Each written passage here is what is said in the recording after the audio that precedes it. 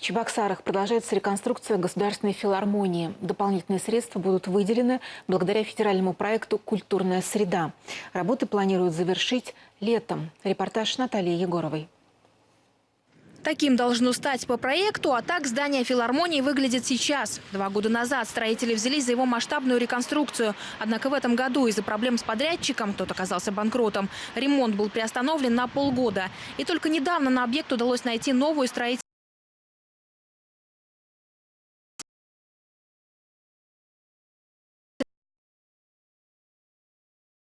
канализации и водоотведения, благоустроить территорию. Постановлением, получается, правительства Российской Федерации на следующий год нам выделено 100 миллионов рублей на реновацию Чувашской государственной филармонии. Проектировщики обещают, перемен будет много. По сравнению с тем, что было, сцена изменится кардинально. Во-первых, она увеличилась на 6 метров, и к тому же здесь появится подъемник для эффектного появления артистов.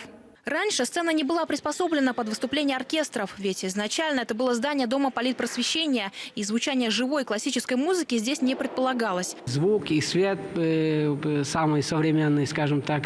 Я думаю, что здесь можно будет проводить фестивали уже всероссийского уровня. Вот до сих пор мы не могли приглашать хорошие оркестры, потому что реально даже оркестр не мог размещаться на сцене.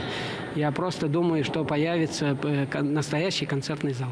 В филармонии размещаются симфоническая капелла с оркестром, разные ансамбли, творческие объединения. Все они ждут возвращения в обновленное здание. Наталья Егорова, Владимир Синдеев, Чувашия.